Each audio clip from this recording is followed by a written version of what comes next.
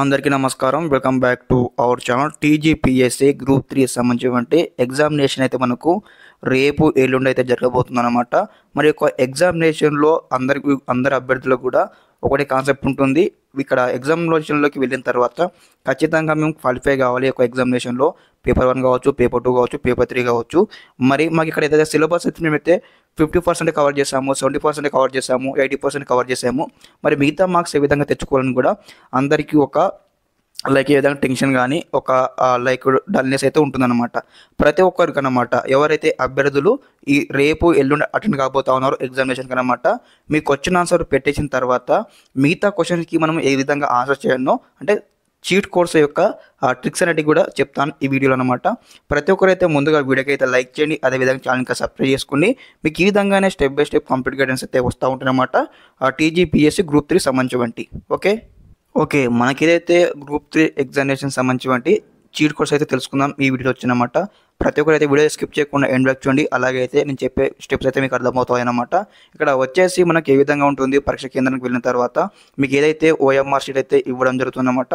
OMR sheet ఇచ్చిన తర్వాత మీకు మనకి ఏదైతే క్వశ్చన్ బుక్లెట్ ఇస్తారు. ఇచ్చిన తర్వాత మరి మీరు ఏం చేస్తారంటే మీకు వచ్చినటువంటి ఆన్సర్స్ ఉంటాయి కదా, మీకు వచ్చినటువంటి క్వశ్చన్కి మీరు ఆన్సర్స్ అయితే ముందుగా అయితే అటెంప్ట్ చేయండి.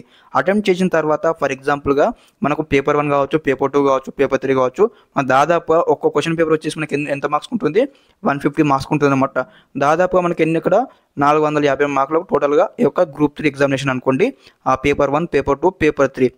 ఓకే, ఫర్ ఎగ్జాంపుల్గా మనం ఈ యొక్క 150 మార్కులకు మనం ఎంత సాధించాలి, దాదాపుగా 120+ అని మార్క్స్ కూడా మనము సాధించాల్సి ఉంటుందన్నమాట. మరి యొక్క 120 మార్క్స్ ఏ విధంగా సాధించాలి, మరి మీకు వచ్చినటువంటి ఆన్సర్స్ అనేవి ఏ విధంగా పెట్టాలి, రాని క్వశ్చన్లకు ఏ విధంగా అటెంప్ట్ చేయాలి అనేవి కూడా ఇప్పుడు ట్రిక్స్ అయితే మనము చూపించడం జరుగుతుంది ఈ వీడియోలో.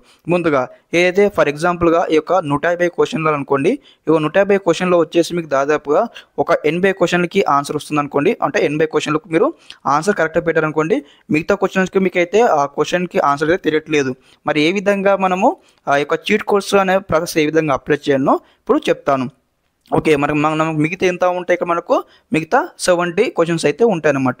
ఈ 70 క్వశ్చన్స్లో మనం దాదాపుగా మనకు నేను చెప్పే ట్రిక్ వల్ల మీకు ఎంత అంటే దాదాపుగా ఒక 50% అయితే మార్క్స్ అయితే మీరు గెయిన్ చేసుకోవచ్చు. అంటే దాదాపుగా మనకి ఎంత ఉంటుంది, ఇక్కడ 35 మార్క్స్ ఏబో అనేది కూడా మనము స్కోర్ చేయగలుగుతాము. ఓకే, ఏ విధంగా అంటే చూడండి, ఇక్కడ అభ్యర్థులకు చెప్పేది ఇంకోటి గమనిక ఏంటంటే ఒకసారి మీకు ఎన్ని క్వశ్చన్స్ వస్తాయో అన్ని క్వశ్చన్స్ అటెంప్ట్ చేసిన తర్వాతనే ఈ యొక్క ట్రిక్ అయితే పాటించండి అనమాట.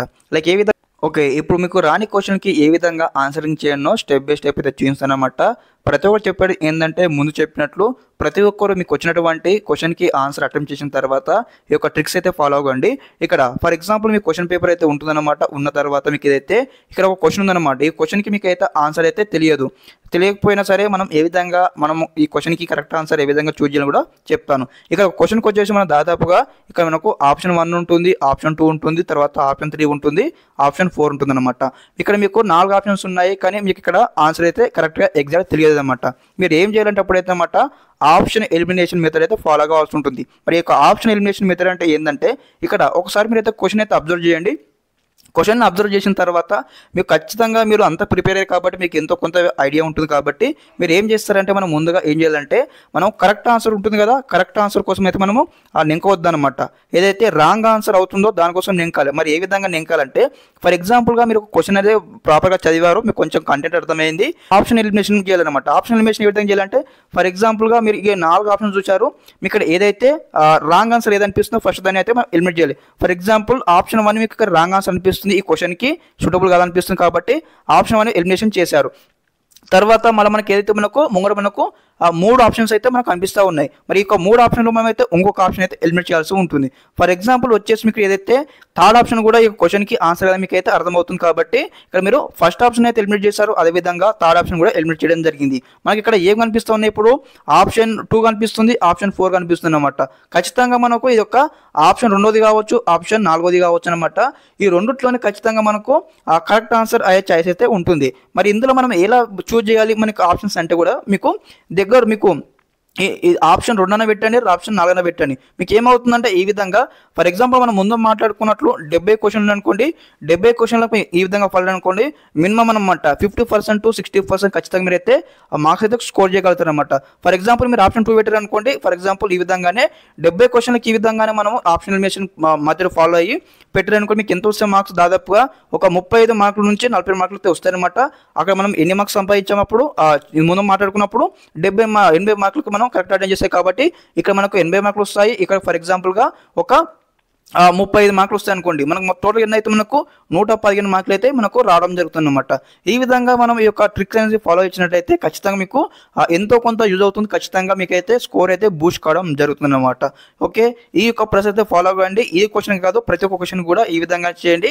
అదేవిధంగా ఇంకోటి ఏదంటే మనకు ఇక్కడ క్వశ్చన్లో ఉంటుంది కదా, ఫర్ ఎగ్జాంపుల్ క్వశ్చన్ ఇచ్చారు, ఇక్కడ ఏదైతే క్వశ్చన్ అయితే లాంగ్ ఉంది, అదేవిధంగా ఇక్కడ ఆప్షన్స్ ఉంటాయి కదా, ఆప్షన్స్ కూడా మనకైతే ఏదైతే లాంగ్ అనమాట. ఫర్ ఎగ్జాంపుల్ మనకు 1 ఆప్షన్ ఉంది, 2 ఆప్షన్ ఉంది, తర్వాత 3 ఆప్షన్ ఉంది, 4 ఆప్షన్ ఉంది అనమాట. ఇక్కడ ఏమవుతుందంటే ఇక్కడ ఫస్ట్ ఆప్షన్ కావచ్చు, సెకండ్ ఆప్షన్ కావచ్చు, థర్డ్ ఆప్షన్ కావచ్చు, ఇందులో ఏదానికైతే ఇక్కడ మనకు లాంగ్ మనకు మ్యాటర్ ఉంటుందో ఖచ్చితంగా దాన్ని అయితే సెలెక్ట్ చేయాలన్నమాట. దాని అయితే మనం ఎలిమినేట్ చేయొద్దు. ఎలిమినేట్ చేస్తున్నది ఖచ్చితంగా ఏదైతే లాంగ్ ఆన్సర్ ఉంటుందో ఖచ్చితంగా అది ఆన్సరే ఛాయిస్ ఉంది కాబట్టి మనము లాంగ్ ఆన్సర్ ఉంచుకోవాలి. అదేవిధంగా మీకు ఖచ్చితంగా ఆన్సర్ కదంటే దాన్ని ఎలిమినేట్ చేసేసి లాంగ్ ఆన్సర్ అన్నా మనకు మిగిలిపోయిన ఆన్సర్ అన్నా మనము పెట్టాల్సి ఉంటుంది. ఓకే, మీకు ఈ యొక్క ప్రాసెస్ అర్థమైందని భావిస్తా ఉన్నాను. అభ్యర్థులందరికీ కూడా మీకు ఖచ్చితంగా మీకు మళ్ళీ చెప్తా ఉన్నాను, గమనిక ఏంటంటే ప్రతి ఒక్కరు అనమాట మీ యొక్క ఎగ్జామ్ అనేది కూడా మీకు ఎన్ని క్వశ్చన్స్ వస్తాయో అన్ని క్వశ్చన్స్కి అటెంప్ట్ చేసిన తర్వాతనే ఈ యొక్క ట్రిక్స్ అయితే పాటించనమాట. ఇదన్నమాట నేను చెప్పాలనుకున్న ఇన్ఫర్మేషన్ ఇది వీడియోలో. ఓకే, స్టెప్ బై స్టెప్ అయితే ట్రిక్స్ అయితే ఫాలో కాండి. అందరూ కూడా ముందుగా ఆల్రెడీ తెలియజేస్తా ఉన్నాను, అందరూ కూడా మంచి మార్క్స్ స్కోర్ చేయండి. Okay, thanks for watching this video. జై హింద్.